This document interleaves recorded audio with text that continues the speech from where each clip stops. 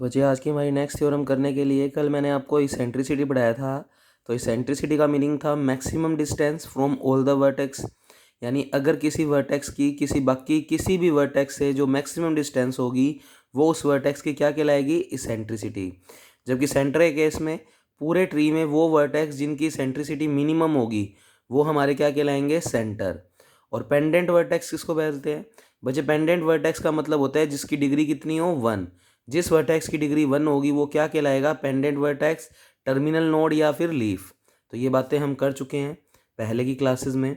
अब आज की फिर हमारी मोस्ट इंपॉर्टेंट थ्योरम, आज की क्लास में भी कई सारी थ्योरम्स करेंगे, सारी मोस्ट इंपॉर्टेंट है।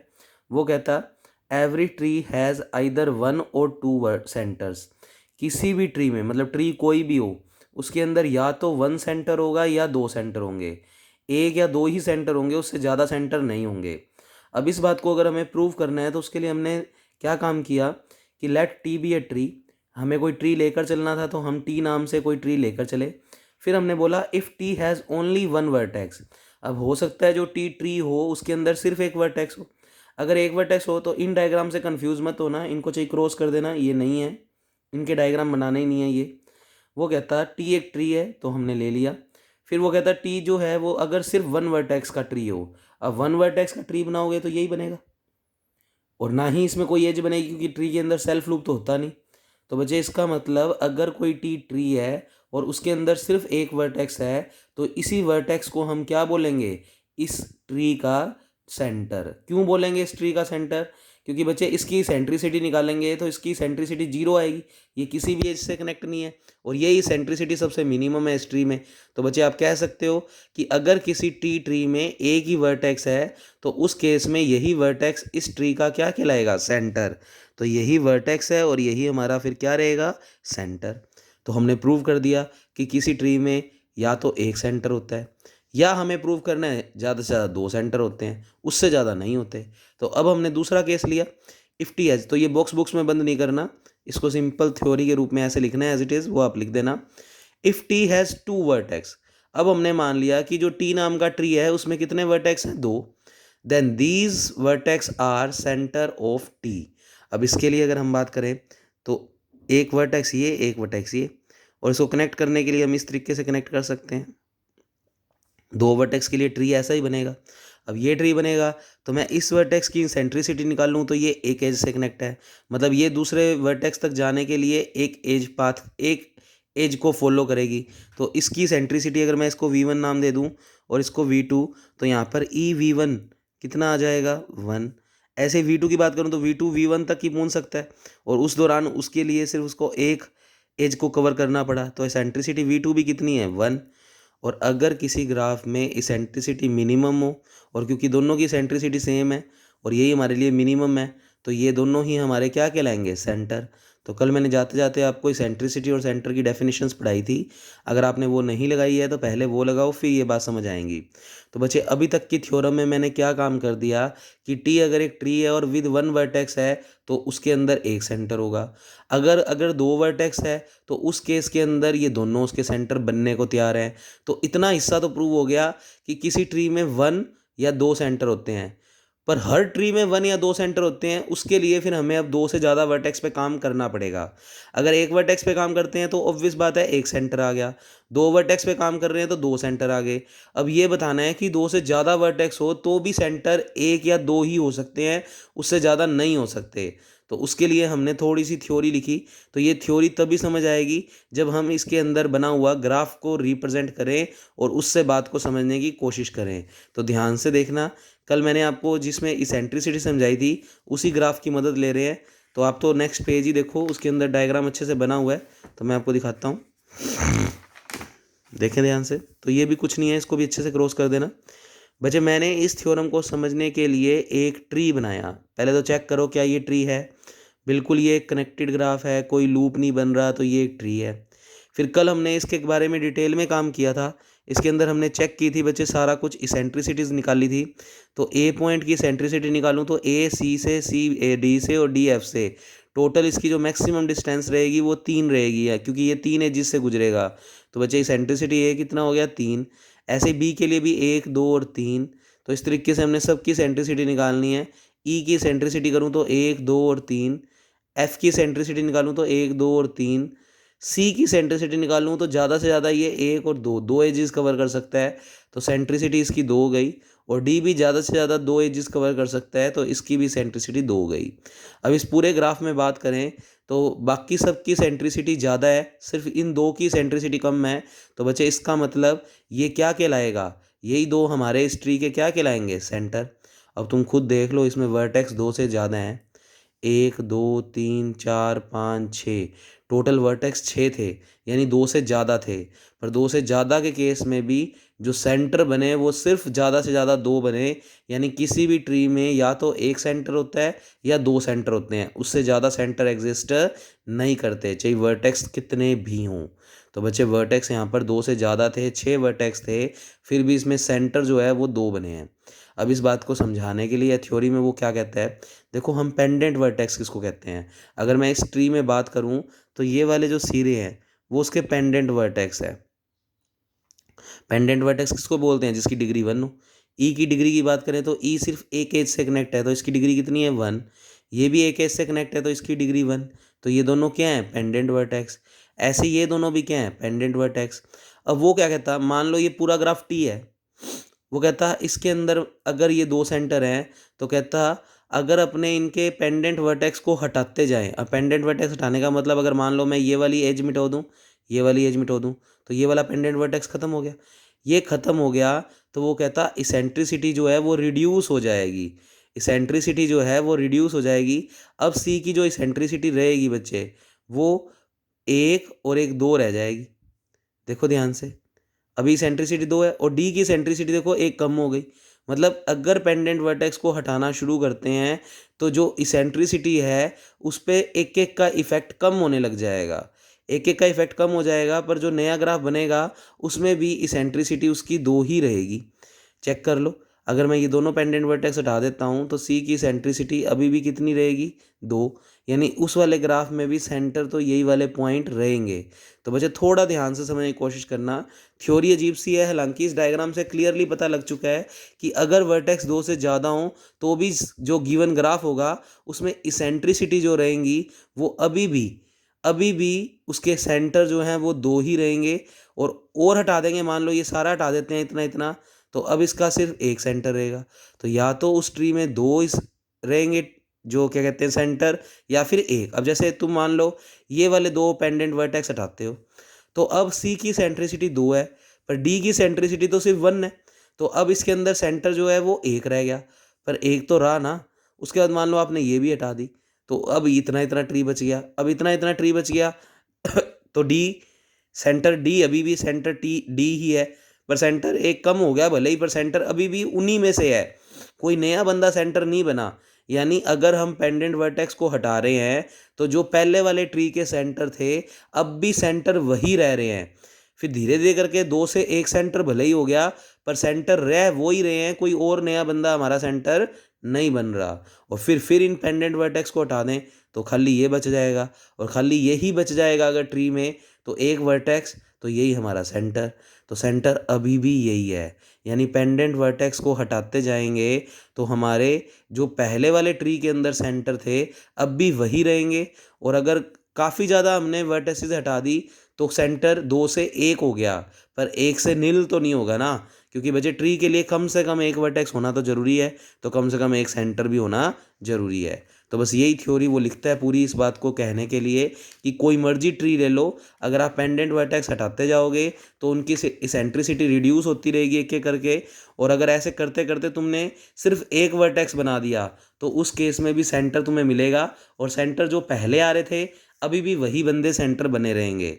तो वो लिखता है, देखो पढ़ो मेरे साथ, therefore let T has more than 2 vertex. तो अब दिमाग में वो वाला एग्जाम्पल रखो कि टी के अंदर अगर 2 से ज़्यादा वर्टेक्स हैं, the maximum distance between vertex V and V I.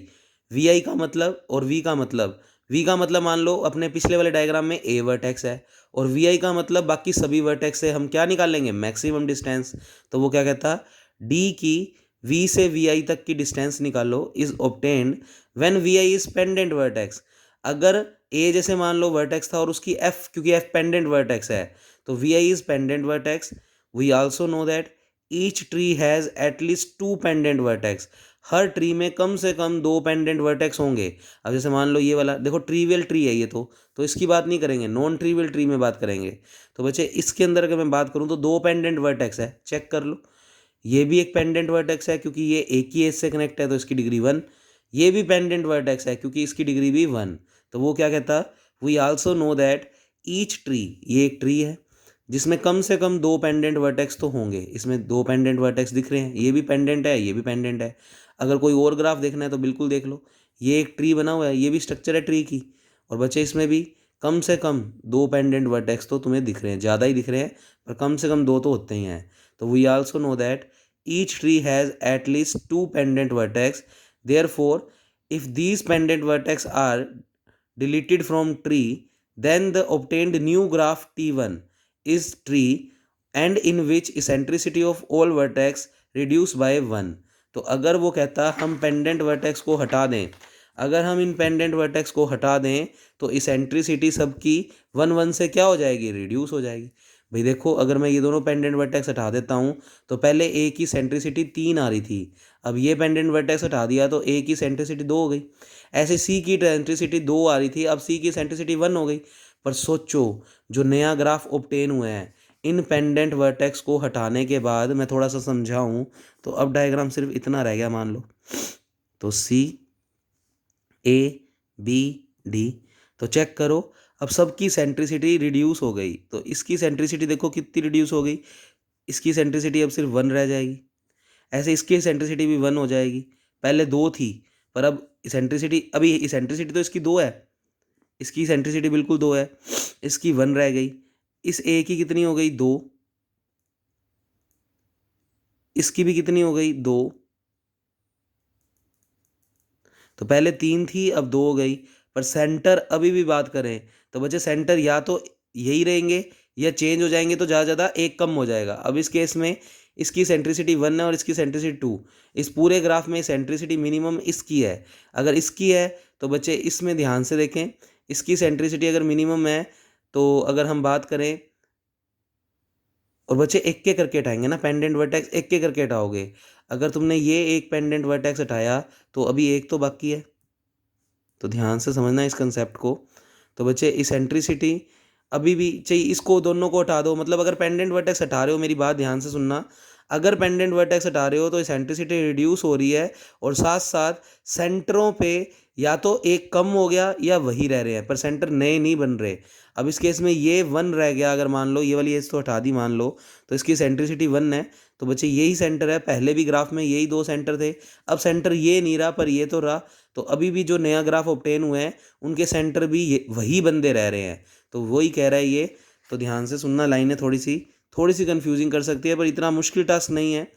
Therefore if these pendant vertex are deleted from T, then so obtained new graph T1 is tree, बिल्कुल जो नया ग्राफ है वो भी ट्री ही है अभी भी, in which eccentricity of all vertices reduces by 1, therefore the center of tree T also remaining the center of T1।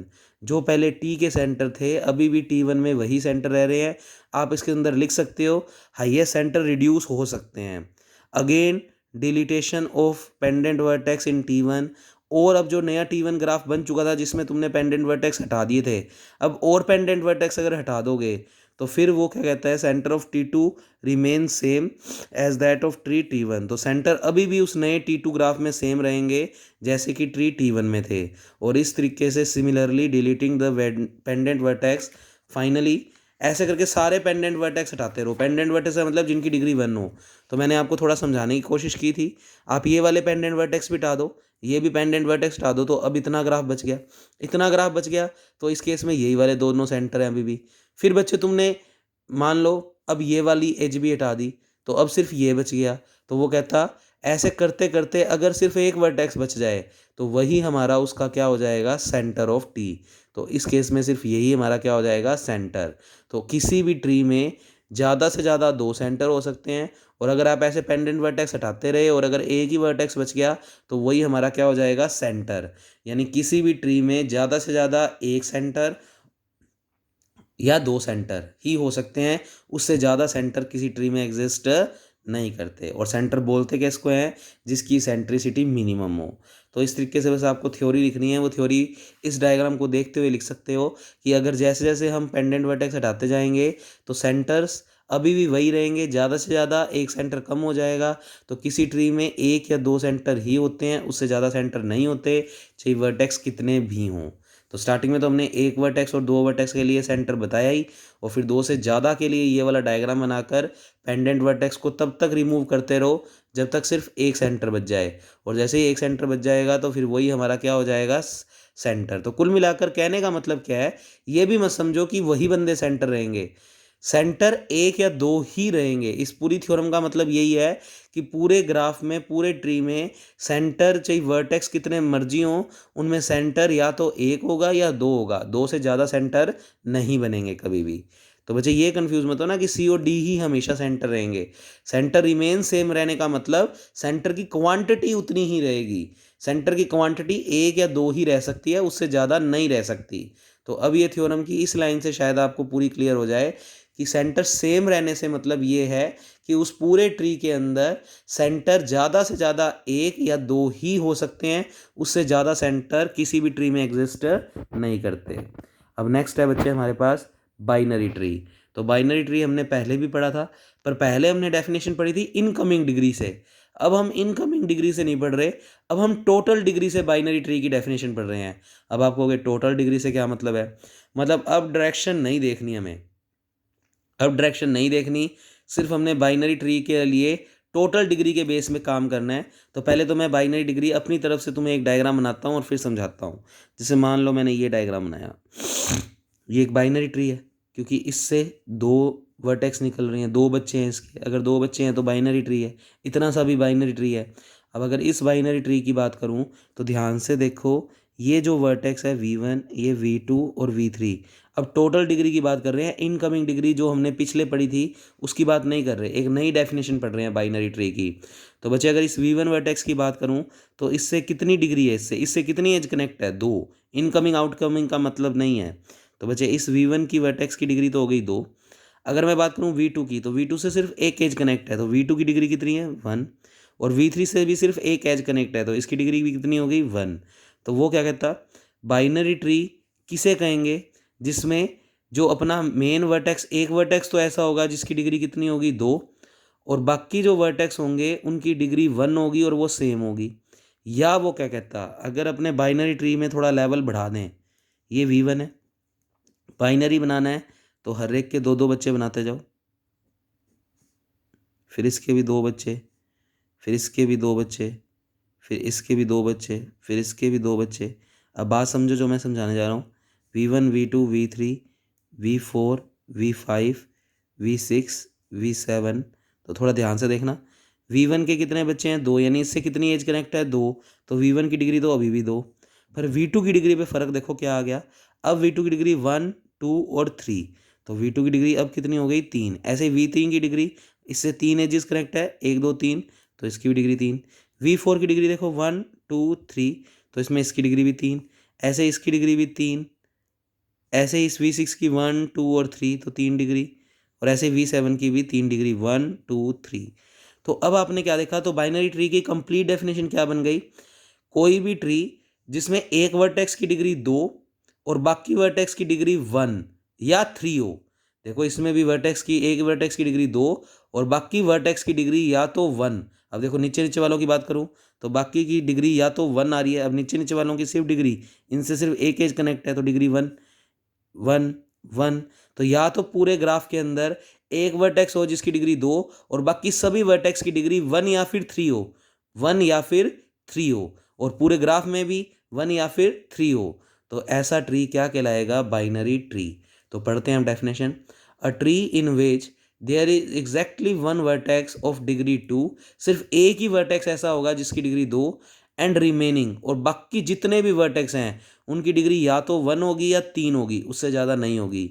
तो बाकी सभी की डिग्री 1 या फिर 3 are known as binary tree. तो इसको हम क्या कहेंगे बच्चे, बाइनरी ट्री। तो इस चीज़ को हम बोलेंगे बाइनरी ट्री।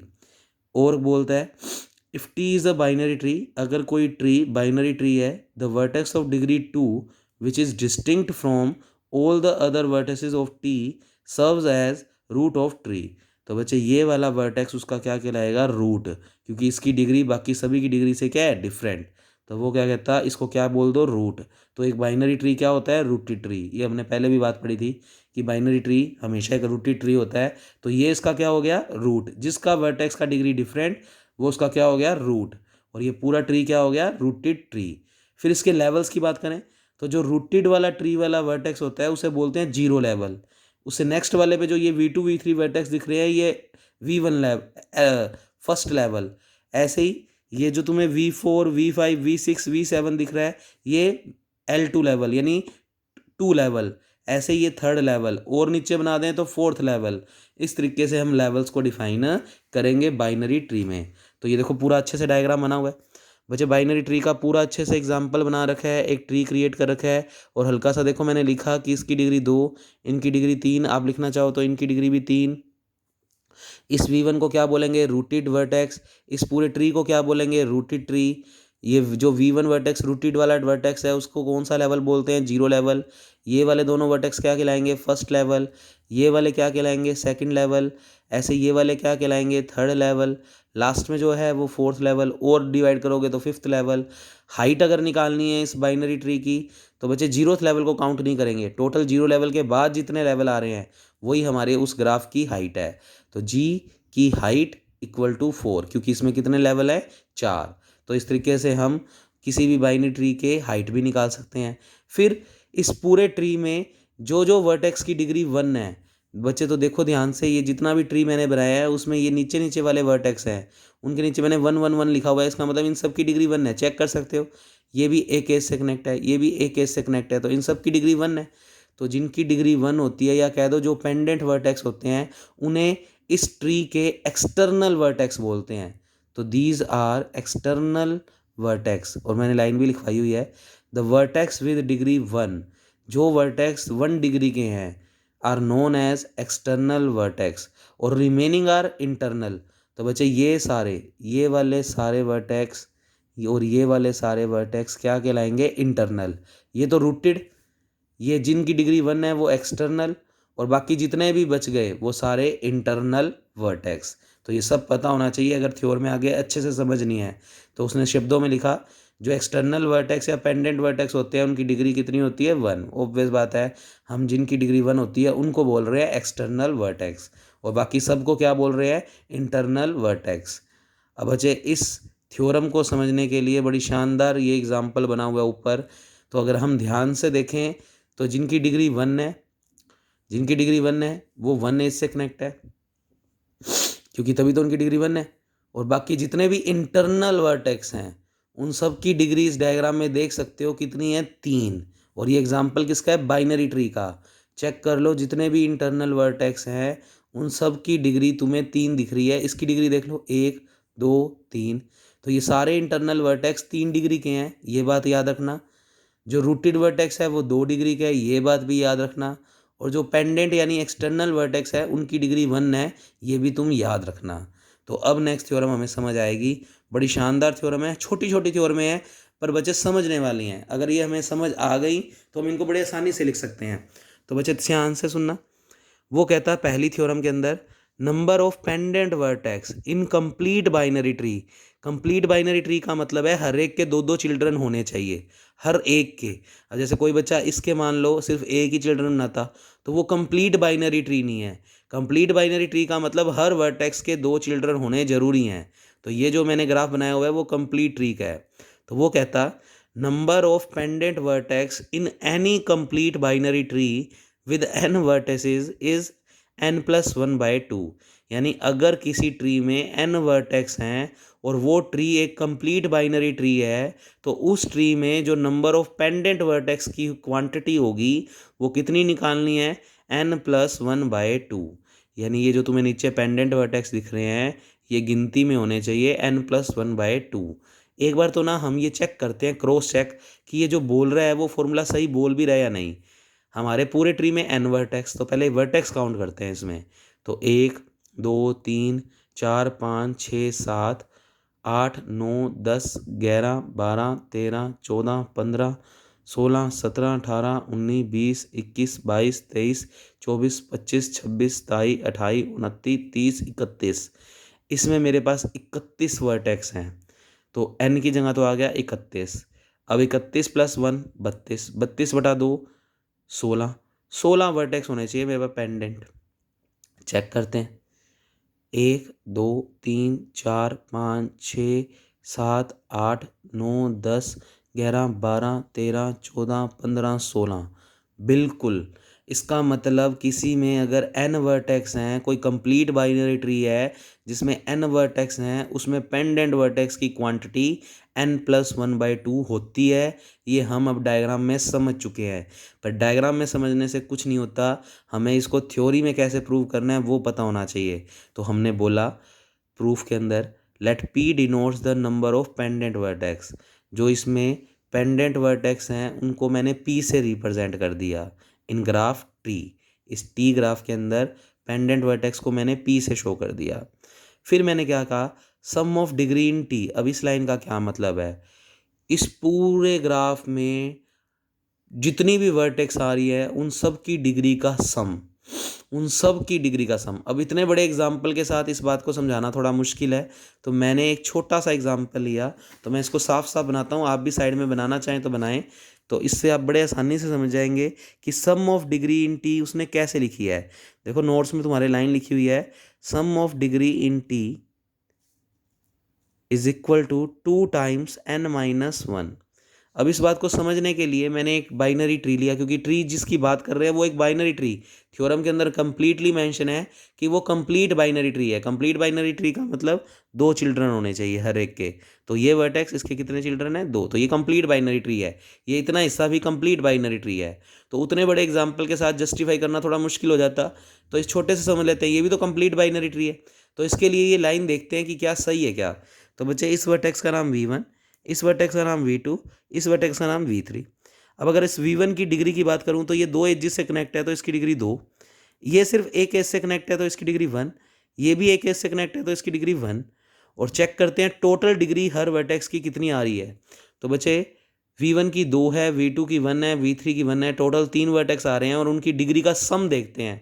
2, एक 3 और एक 4। टोटल आंसर आ रहा है sum of degree in T, यानी इसमें जितने भी वर्टेक्स आ रहे हैं उन सब की डिग्री का सम।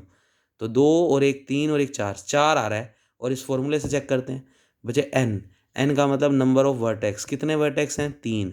अगर मैं यहाँ पर निकाल के देखूँ तो 2, n वर्टेक्स हैं 3, थोड़ा सोल्व करें तो 2 × 2 = 4। इससे भी आंसर 4 आ रहा है और मैंने चेक किया वो भी आंसर 4 आ रहा है। इसका मतलब किसी बाइनरी ट्री के अंदर हम डिग्री के सम को लिख सकते हैं 2 टाइम्स n-1। अब आप कहोगे सर इतने में बताया है, थोड़ा और बड़ा बना के दो और बताओ, चेक कराओ ये सही है या नहीं। तो बिल्कुल थोड़ा सा लेवल बढ़ा देते हैं। कंप्लीट बाइनरी ट्री लेना है, बिल्कुल कंप्लीट बाइनरी ट्री है। इसमें वर्टेक्स कितने हैं, v1, v2, v3, v4, v5, v6, v7। तो बच्चे फिर से सबमिट कराएं, मेहनत बहुत लगती है ऑनलाइन वीडियोस बनाने में। तो बच्चे आप लोग अपनी फीस से अब सबमिट करवाएं, अब लास्ट पेपर चल रहा है तो अब कंप्लीट फीस सबमिट कराएं। उसका कोर्स करते रहें आप, कोई दिक्कत नहीं है, मैं कोई लॉग आउट नहीं कर रहा आप लोगों को, पेपर तक करते रहो आराम से। तो बच्चे इसलिए आप लोग फीसें पूरी कंप्लीट सबमिट करवाएं, तो बारी बारी ना कहना पड़े मुझे। तो ध्यान से देखें, अब मैंने थोड़ा सा लेवल बढ़ा दिया। अब v1 की डिग्री की बात करूं तो v1 की डिग्री 2 एज से कनेक्ट है तो 2 हो गई, v2 की 1, 2 और 3 हो गई। ऐसे v3 में भी 3 एज से कनेक्ट है तो 3 हो गई। पर v4, v5, v6, v7 ये सिर्फ एक एक एज से कनेक्ट है तो इनकी डिग्री 1 है। अब इसमें पहले अपने खुद डायग्राम से सम ऑफ डिग्री देखते हैं।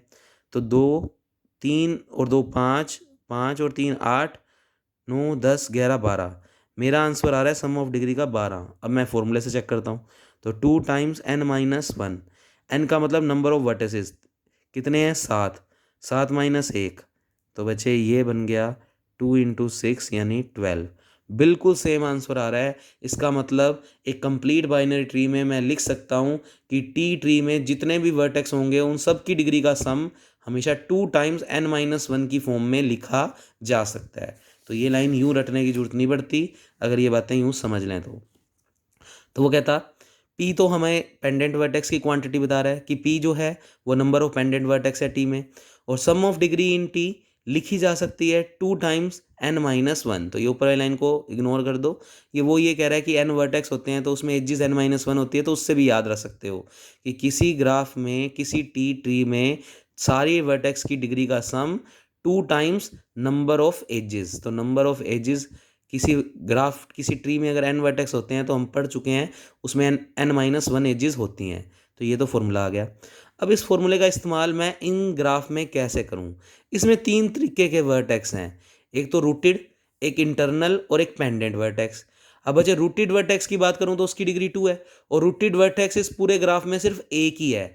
तो बच्चे मैंने लिखा 1 इंटू 2 डिग्री, यानी रूटेड वर्टेक्स कितनी डिग्री का है? 2 डिग्री का। तो इसको ऐसे पढ़ो, रूटेड वर्टेक्स, तो 1 के आगे ऊपर लिखना चाहो तो लिख सकते हो रूटेड वर्टेक्स। तो ये लाइन बड़ी समझनी इंपॉर्टेंट है। तो सम ऑफ डिग्री का मतलब हमने कौन कौन सो का सम किया है इस एग्जांपल में, किन किन का सम किया है? रूटेड का भी किया है, इंटरनल का भी किया है और पेंडेंट का भी किया है, और वो बराबर किसके है? 2 टाइम्स n-1। मैंने इसमें डायरेक्ट इन सब की डिग्री जोड़ी तो 12 आई, और वो इससे भी 12 आ रही है, मतलब ये सारों की डिग्री का सम इसके बराबर रखा है। तो बच्चे इन सारों की डिग्री का मतलब किन किन की डिग्री का सम? एक तो रूट, एक इंटरनल और एक पेंडेंट, बराबर है वो इसके। तो बच्चे मैंने लिखा रूटेड वर्टेक्स एक ही है और कितनी डिग्री का है? 2 डिग्री का। पेंडेंट वर्टेक्स क्वांटिटी में कितने माने हैं हमने? पी, और वो सारे के सारे कितने डिग्री के होते हैं? 1 डिग्री के। तो इनटू किया 1 डिग्री से। अब बच कौन से गए? टोटल वर्टेक्स कितने थे हमारे पास ग्राफ में? n, जिसमें से पेंडेंट वर्टेक्स कितने थे? p, और रूटेड वर्टेक्स कितना था? 1। तो अगर n में से पेंडेंट वर्टेक्स यानी p माइनस कर दूं और रूटेड वर्टेक्स एक ही था वो भी माइनस कर दूं, तो बचे हुए वर्टेक्स सारे इंटरनल वर्टेक्स होंगे। तो बच्चे ये वाली क्वांटिटी के नीचे लिख सकते हो ये इंटरनल वर्टेक्स को शो कर रहा है, ये पेंडेंट वर्टेक्स को शो कर रहा है। तो पेंडेंट वर्टेक्स की डिग्री 1 होती है, और n में से यानी टोटल वर्टेक्स में से पेंडेंट और रूटेड वर्टेक्स को घटा दें तो जो बचे हुए वर्टेक्स होंगे वो इंटरनल, और इंटरनल वर्टेक्स की डिग्री चेक कर सकते हो 3 है। तो इसलिए इसको 3 से मल्टीप्लाई किया, और बराबर में चल ही रहा है 2 टाइम्स n-1। तो इस 2 को अच्छे से लिख लो, ये 2 लिखा हुआ है, तो 2 टाइम्स n-1। सोल्व करते हैं बच्चे, 1 इंटू 2 2, p इंटू 1 p, फिर 3 का मल्टीप्लाई तीनों से करो तो 3n माइनस 3p माइनस 3, तो 3n माइनस 3p माइनस 3, बराबर में 2 का मल्टीप्लाई दोनों से कर दो तो 2n माइनस 2, तो 2n माइनस 2। अब यहाँ पर p वाले एक तरफ कर दो पहले और n वाले एक तरफ और कांस्टेंट एक तरफ, बराबर में 0 बना दो। तो सोल्व करो, 2n माइनस 2 को उधर ले गए तो ध्यान से देखना 3n और 2n इधर आकर माइनस का हो गया, तो 3 में से 2 गए 1n। ऐसे ही माइनस का 3p और प्लस का p, तो माइनस का 2p, बचे 2 और माइनस 3 -1, और ये माइनस का 2 इधर आएगा तो प्लस का 2, प्लस 2 माइनस 1 प्लस 1, बराबर में कितना हो गया? 0। यानी कुल मिलाकर सब कुछ एक तरफ ले आओ और सोल्व कर दो। वैल्यू निकालनी है हमें p की, और वो p की वैल्यू निकालनी है n+1/2, तो प्रूव हो जाएगी। तो बस यहाँ से p का मान निकाल लो, माइनस का 2p उधर जाएगा तो प्लस का हो गया, 2 को अपोन में ले गए तो p का मान आ गया n+1/2। तो बच्चे ये थ्योरम प्रूव हो गई कि किसी ट्री के अंदर, किसी कंप्लीट बाइनरी ट्री में अगर n वर्टेक्स है तो उसमें number of pendant vertex n+1/2 होते हैं। ये बात बिल्कुल सही है। अब नेक्स्ट थ्योरम देखो, नेक्स्ट थ्योरम में कह रहा है the number of internal vertex in a binary tree, किसी बाइनरी ट्री में number of internal vertex is always less than the number of pendant vertex. बच्चे पिछले वाले डायग्राम को ही फिर समझते हैं और मैं समझाता हूँ कि वो लाइन क्या कह रहा है। वो कह रहा है किसी भी ग्राफ में, तो कम से कम इतना ग्राफ लेते हैं जिससे बात समझ आए। बच्चे इसमें अगर मैं तुमसे बात करूं एक्सटर्नल वर्टेक्स या पेंडेंट वर्टेक्स की, तो ये पेंडेंट वर्टेक्स है, सिर्फ इंटरनल वर्टेक्स ये 2 हैं। और वो कह रहा है कि इंटरनल वर्टेक्स की डिग्री का सम हमेशा, इंटरनल वर्टेक्स की, ध्यान से देखो डिग्री का सम नहीं बोल रहा, sorry, number of internal vertex, question के अंदर नंबर ऑफ इंटरनल वर्टेक्स हमेशा कम होते हैं पेंडेंट वर्टेक्स से। तो चेक कर सकते हैं पेंडेंट वर्टेक्स गिनती में कितने हैं? 4, और इंटरनल वर्टेक्स गिनती में सिर्फ कितने हैं? 2। तो इसका मतलब इंटरनल वर्टेक्स किसी भी बाइनरी ट्री में पेंडेंट वर्टेक्स से हमेशा लेस देन होते हैं, कम होते हैं।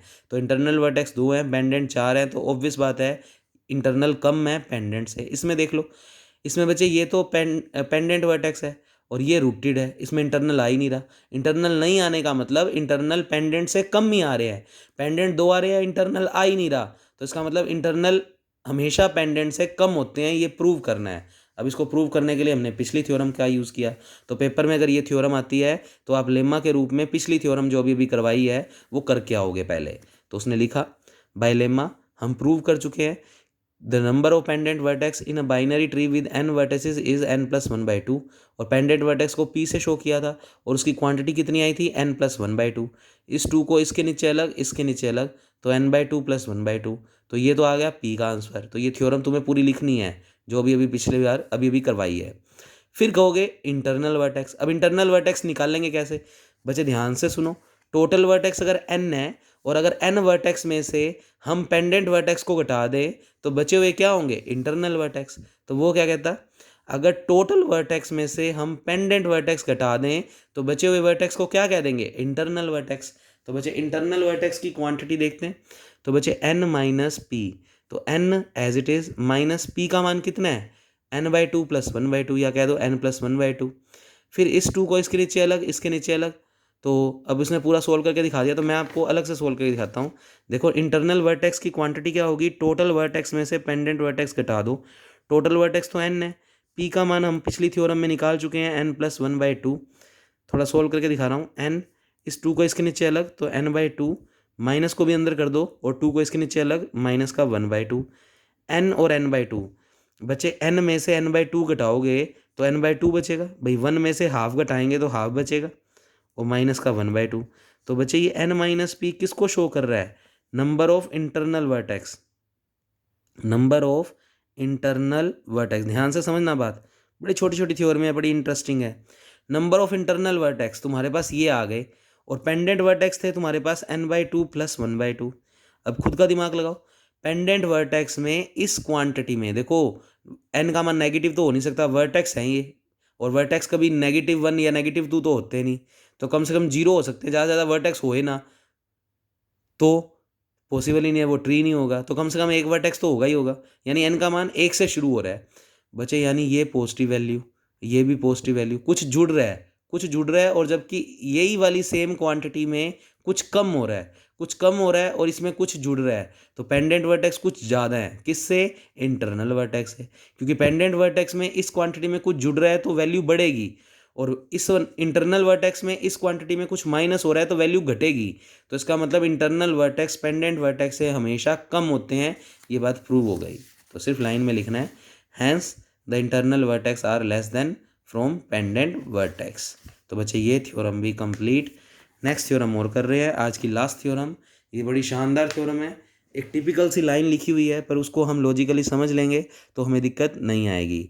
मैंने नीचे ये वाली चीज़ें तुम्हारे नोट्स में नहीं है तो तुम लिख लोगे तो बेटर रहोगे। तो मैं समझाता हूँ तुम्हें, पहले स्टेटमेंट क्या कह रहा है। इन एनी ट्री, कोई भी ट्री हो, there are at least 2 pendant vertex, किसी भी ट्री में कम से कम 2 पेंडेंट वर्टेक्स होते ही होते हैं। अब आप कहोगे सर ट्रीवियल ट्री में तो नहीं होते, बिल्कुल बच्चे, ट्रीवियल ट्री में तो सिर्फ एक ही पेंडेंट वर्टेक्स है। बच्चे ट्रीवियल ट्री की बात नहीं करते, जब रैंडमली किसी ट्री की बात कर रहा है तो वो नॉन ट्रीवियल की बात कर रहा है। अब नॉन ट्रीवियल के अंदर कम से कम 2 या 2 से ज़्यादा वर्टेक्स होंगे, तो अगर मैं 2 वर्टेक्स का ट्री बनाऊं तो चेक कर सकते हो, ये एक ट्री है 2 वर्टेक्स का और इसमें पेंडेंट वर्टेक्स कम से कम 2 है, देख लो चाहिए। ये एक एज से कनेक्ट है तो इसकी डिग्री 1 है, तो ये पेंडेंट वर्टेक्स। ये भी एक एज से कनेक्ट है तो इसकी डिग्री भी 1, तो ये भी पेंडेंट वर्टेक्स। तो इस पूरे ट्री में कुल मिलाकर कम से कम कितने पेंडेंट वर्टेक्स दिख रहे हैं? 2। अब थोड़ा सा लेवल बढ़ा देते हैं, ये लो, ये भी एक ट्री है। अब इसमें पेंडेंट वर्टेक्स गिनो कितने हैं बच्चे, ये एक एज से कनेक्ट है तो ये एक पेंडेंट वर्टेक्स है, पी से डिनोट कर रहा हूँ। ये भी एक एज से कनेक्ट है तो ये भी पेंडेंट वर्टेक्स, ये भी एक एज से कनेक्ट है तो ये पेंडेंट वर्टेक्स, पर ये 3 एजेस से कनेक्ट है तो ये पेंडेंट वर्टेक्स नहीं है। अब कुल मिलाकर इस ट्री के अंदर नंबर ऑफ पेंडेंट वर्टेक्स 3 हो गए, तो कम से कम 2 तो हैं। तो इसका मतलब किसी भी ट्री में कम से कम 2 पेंडेंट वर्टेक्स तो होते ही होते हैं।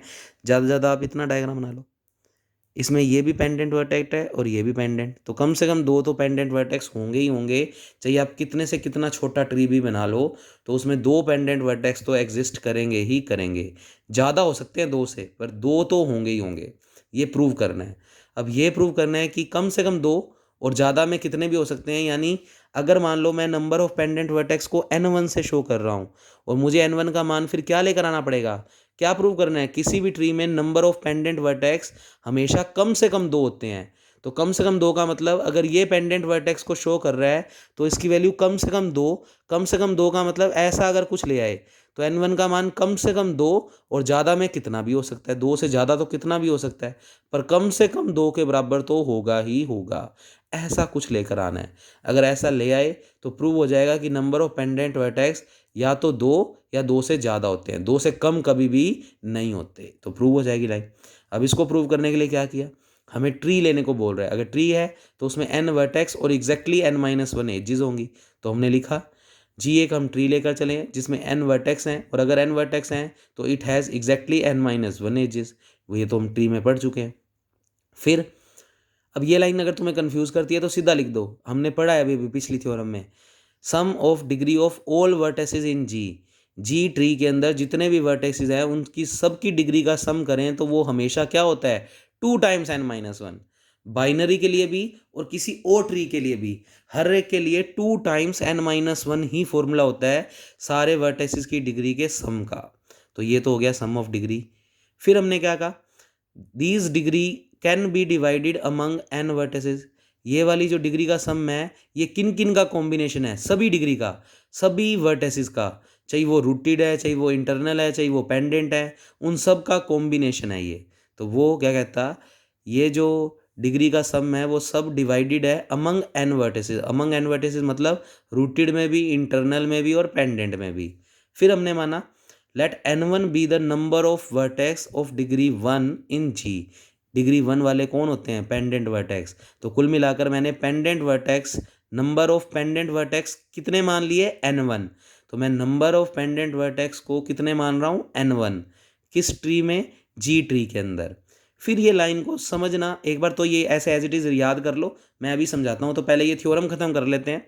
तो बच्चे वो कहता अगर n1 पेंडेंट वर्टेक्स की गिनती है तो आप ये लाइन लिख दो direct, 2 times n-1 minus n1 upon n-1, जहाँ पर n तो है टोटल नंबर ऑफ वर्टेक्स और n1 है number of pendant vertex, greater than equal to 2। अब ये लाइन बनाई कैसे है वो मैं बताता हूँ, एक बार एज इट इज़ पढ़ते रहो।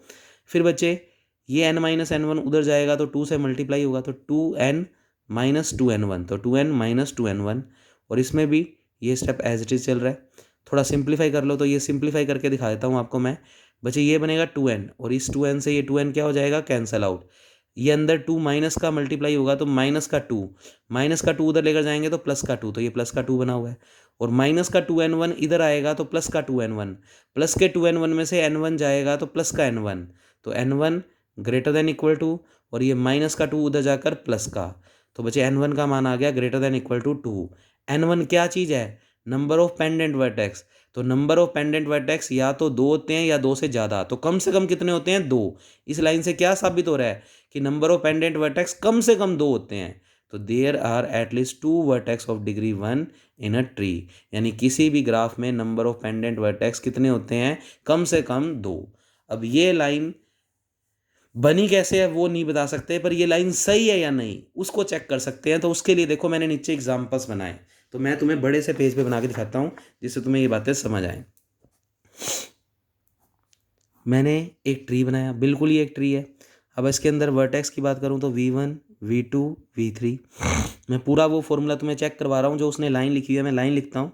उसने लाइन लिखी हुई है 2n-1 minus n1 upon n-1, और उसने अपनी मर्जी से लिख दिया इसको कि ये हमेशा ग्रेटर देन इक्वल टू 2 होता है। तो मैंने भैया एक ट्री बना लिया। इसमें नंबर ऑफ वर्टेक्स कितने हैं, 3, n का मान जी हो गया 3।